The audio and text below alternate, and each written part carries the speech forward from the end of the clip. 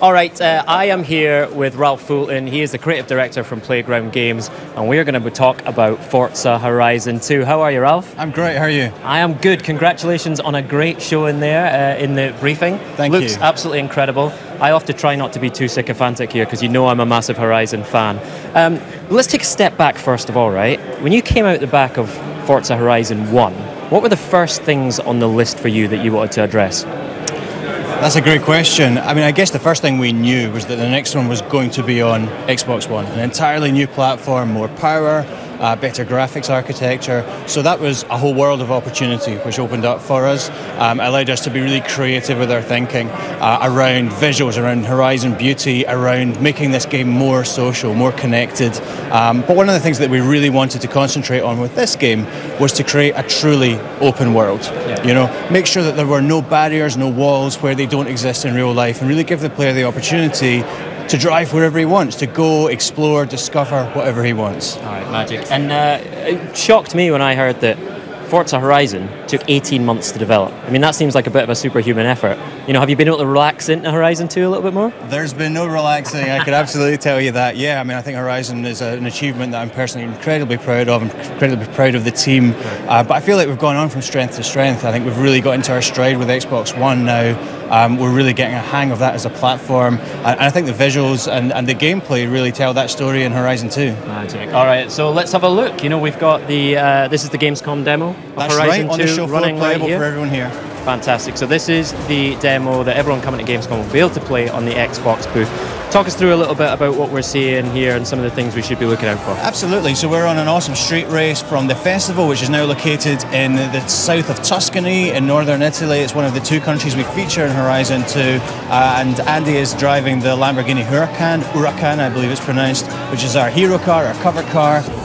He's driving down to the coast. And as you can see, he's on road, but he's also going cross country as well, because that's part of that Horizon freedom that we're trying to create everywhere in the world. So Horizon has come to Europe, which I think is great news. You can see why. I mean, these roads are incredible. You've got a mix of kind of fields and vineyards, and we'll see some cliff roads in the later in the demo as well.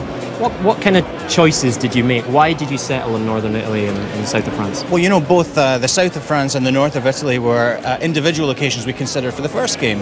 Actually, eventually Colorado won out. But when we came to consider where we were going to set this game, we thought, you know, we have a bigger world now. We have more power at our disposal. Why not throw a net over both of those areas? So we're in the south of France. We're in the Côte d'Azur. Then we go across the border into northern Italy. And as you say, incredible driving roads.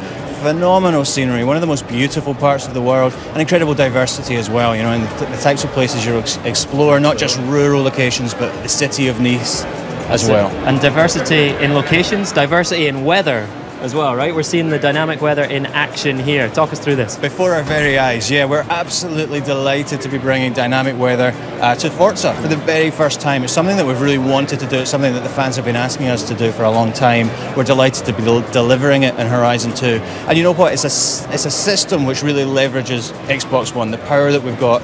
We've built it specifically for this console, so it's really sophisticated next-gen stuff. We actually simulate the entire atmosphere, the particles within it. Like rainbows. Down to mathematically correctly modelled rainbows. Good. Will there be double rainbows in Forza Horizon 2? I cannot reveal that at this time. Okay, that's probably a deal breaker for me, so we should talk about that later. But what implications does it have for gameplay when you bring in the dynamic weather? Right. So it's not just changing the visuals, which it does, you know, from minute to minute as you're driving around. It's also changing up the driving experience as well, as you'd expect. So it's Forza, so all of our 200 plus cars handle the wet differently, all the tyre compounds handle the wet differently, and of course it's changing that racing experience, particularly if you're in cockpit cam. You know, you have the rain beating on the windscreen, your windscreen wipers on full, spray being kicked up by the car in front. You're really getting a changing driving experience. It's very challenging and a lot of fun. All right, very good. So how did we get on here then? Doesn't look too good. I mean, I know we've got customization and personalization in Horizon 2, but that's probably not sure the type Lamborghini we're looking are going to be happy with that. Anyway, let's get into what you talked about today in the briefing. The most social racing game ever. That's a bold claim, Ralph. Right, yeah, absolutely. But you know what? As I said on stage, I think we have a feature set that bears that claim out. You know, it's something we said right from the start of the project. Let's make, first of all, an experience which is truly next gen in an online sense. because Horizon is a social experience. Festivals, car culture, they're all very social. We want people to enjoy the game with their friends. So really our entire social feature set is about allowing people to do that in a way they feel comfortable with and in any way they want, really. So you could be playing asynchronously with people who aren't even online. Drivatars are other people's representations of themselves in your world. But then when you want to jump online, as we saw in that video documentary we showed on stage, it is instant, it is seamless. And we're trying to just knock down that barrier between solo play and online play and allow you to get into the action as if you were switching channel on a television.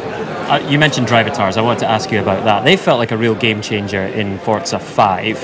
How are you bringing them to Horizon 2? Yeah, I absolutely agree, and I've told a lot of people about the day we switched on Drivatar technology in Horizon 2, and our races changed instantly, because it's a very sophisticated AI system.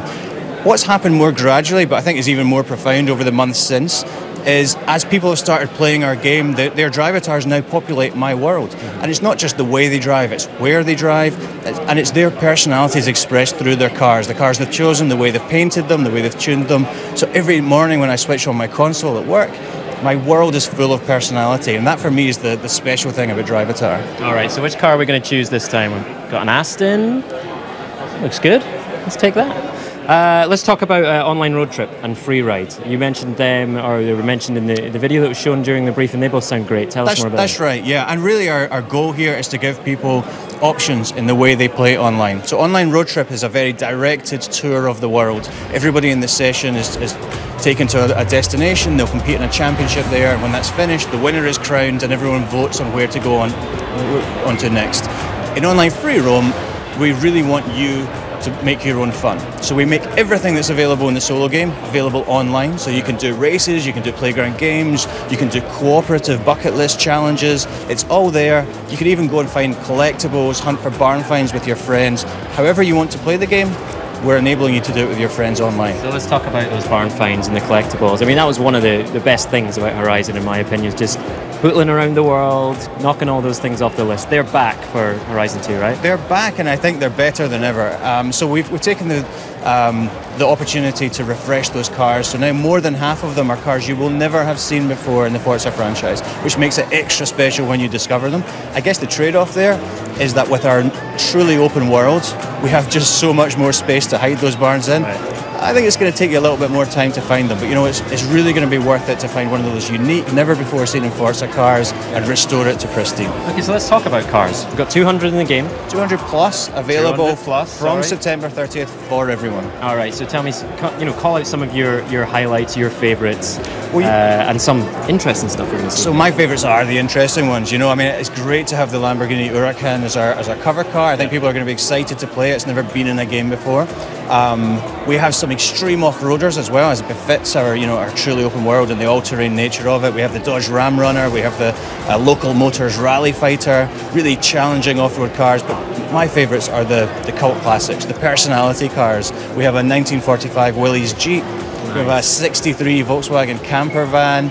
These are great fun cars to upgrade, maybe to engine swap, and then take out on the road. And of course, you're getting all that amazing Forza detail we're used to. Can we switch back to in-car? As I know the hardcore Forza fans love this. Windscreen wipers occurred to me the other night. If you're chucking in dynamic weather, you have to think about windscreen wipers quite a lot, I bet, right? They all move now, and that's one of the things that we have to do to make a car horizonified, we actually call it in the studio. There's a whole bunch of tasks that we have to do. We have to animate the windscreen wipers, and you will not struggle to believe that all of them are animated in exactly the correct way. But we also make the dash illuminate, again, as the real car will. We have to make it get wet, so inside and out. Our audio guys tell me that we have different sound effects for the windscreen wipers, whether you're inside the car or outside it. Nice. That's the detail we go to. That's amazing. So let's talk about off-road as well. Again, one of the really important parts of Horizon 1. It's back, I guess, right? It's back, and we're doing lots more of it. And the map is, I think, 3 times bigger in terms of the drivable space. And that's not necessarily roads. That's fields of crops. That's vineyards. That's forests and hills. And once you get into the game, once you really get into the flow of it, we're really teaching you to go off the beaten track, to find the best route to wherever you're going. Forza has done a great job of training people to follow the green line over the years. kind of disabusing you of that notion a little bit and encouraging you to find your own route. And it's just crazy fun to barrel over hills and through fields going to your next destination. And the thing we really have to drive home here is that we came first that time. Nice, getting warmed up. He can stay. So you're going to be able to do all of this in car clubs as well, right? Right, yeah, so two great online features which aren't perhaps your traditional competitive online features. They're more about socialising, meeting people, making new friends, we hope. So clubs is one. We allow up to 1,000 people to join a club. So maybe you're part of an existing social network, you can just transplant that into the game. Maybe you want to build up a massive club that can compete on the global leaderboards. Again, you can do that. But if you want to have a club of 5, of 10, of 20 people, it's entirely up to you. Clubs are a really flexible tool to let you socialise and play the game how you want. And then online car meets, I think, are really awesome, inspired by real-life car meets. Yeah. You just rock up at one of these meets in your car, and you're automatically driving into an online session with real people that you can chat to, you can share tips, you can compare your cars, you can race, you can all drive off into the online game together. Okay. We can't talk about Horizon without talking about music. Right? Such a powerful part of the first game. You know, for me, that Porter Robinson track, whenever I hear that, it just instantly takes me back to Horizon 1. What's the plans for Horizon 2? And, you know, what can you tell us any tracks you've got in there? Yeah, well, we're going to be talking about the specifics of the track list really soon, in the next couple of weeks, but I totally agree with you. For me, music is incredibly important to Horizon. The guy who curated the first soundtrack, Rob DeBank, he's back on board. He did such a phenomenal job the first time, we had to ask him back, and this time we've given him even more license to be creative, to identify new acts, new songs. We have twice as many radio stations this time, we have twice as much music, so there's just lots of diversity, some classic acts, some classic tracks, but also some really cutting edge stuff, which is really just making it to festival stages and radio playlists right now, and will continue to do so after launch. And I think you're going to find lots of tracks like that Porter Robinson one in the new game, which becomes synonymous with this one. Magic. Ralph, when will we be able to play Forza Horizon 2? It's available everywhere from September 30th. It's going to be October 2nd in Germany, October 3rd in UK. Magic. Thank you very much, Ralph. Really appreciate it. If you're coming to Gamescom, you'll be able to play Forza Horizon 2 this week.